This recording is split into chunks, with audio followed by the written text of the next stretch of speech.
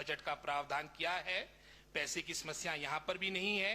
जमीन जो हमारे पास यहाँ पर उपलब्ध है, जो प्राइवेट लैंड है, मात्र 6-6.5 बीघे के आसपास है। 29 बीघे का हमारा अलग से एफसी का केस गवर्नमेंट ऑफ इंडिया को गया है। इसको शीघ्र एक्सपीडाइट करने का हर संभव प्रयास किया जाएगा।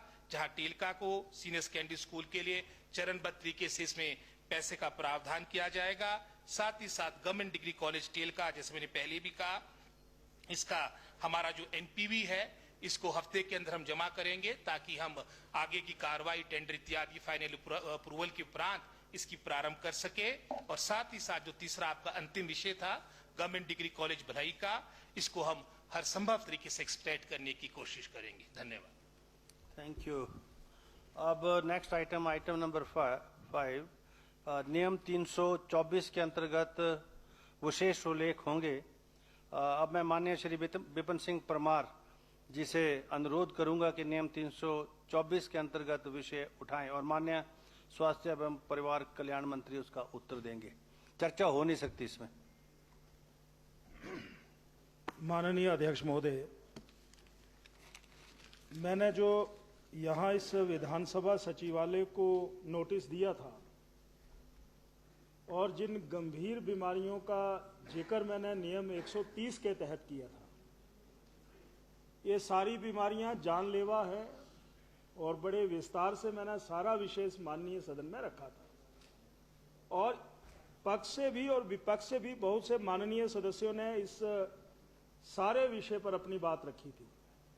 बीच में ये विषय डेफर्ड हुआ, आपसे हमने निवेदन किया, आपने हमारे निवेदन को स्वीकार कर लिया, परंतु इतना महत्वपूर्ण विषय यानी हिमाचल प्रदेश का जो स्वास्थ्य है, हमारी जो ये गंभीर बीमारियां हैं, चाहे वो किडनी रोग है, चाहे वो हृदय रोग है, चाहे वो कैंसर है, चाहे वो मसल डिस्ट्रोफी है, चाहे हीमोफीलिया है, थैलासीमिया है, और मैंने अपने उस समय के वक्तव्य में बड़े विस्तार से सारी बात रखी थी माननीय अध्यक्ष महोदय। परंतु आज जब हम यहाँ माननीय सदन में पहुंचे तो इसका तो 130 से बदल करके 324 में कर दिया है। यानी इस माननीय सदन को इस महत्वपूर्ण विषय पर अपनी राय और सरकार को सुझाव देना, ये इस पक्ष का भी धर्म और दायित्व है। तो मूलतः इस अधिकार को मुझे समझ में नहीं आ रहा है कि क्यों इसको बदल दिया गया। तो मेरी आपसे निवेदन है कि या तो इस विषय को अगले सत्र में तब्दील कर दिया जाए और 324 में ना रख करके ये जब अगला सत्र होगा तो उस समय दोबारा से इस विषय को किया जाए। ये मैं आपसे निवेदन करना चाहता हूं। नहीं तो हम ना तो आपसे प्रश्न कर सकते हैं, ना हम हिम केयर योजना के बारे में जान सकते हैं और ना ही हम सहारा योजना के बारे में जान सकते हैं। माननीय अध्यक्ष महोदय, मैं आपकी अनुमति से इस माननीय सदन में एक नंबर रखूंगा और अन्य डिस्कशन नहीं है, स्टेटमेंट दे रहे बस।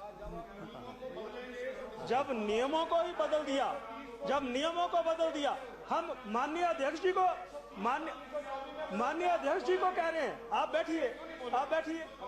आप हमारी आवाज को दबा रहे हैं, आप हमारी आवाज को क्यों दबा रहे हैं? क्यों दबा रहे हैं हमारी आवाज को? Please take your seat.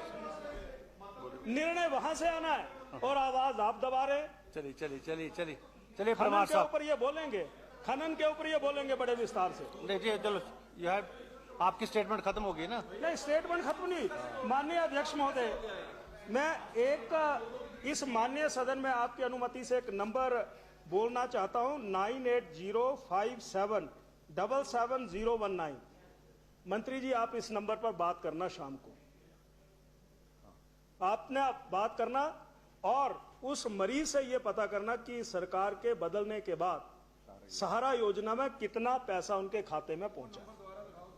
9805777019, ताकि कई बार जो इस माननीय सदन में जानकारियां दी जाती हैं वो सरकार को जानकारियां आधी अधूरी दी जाती हैं।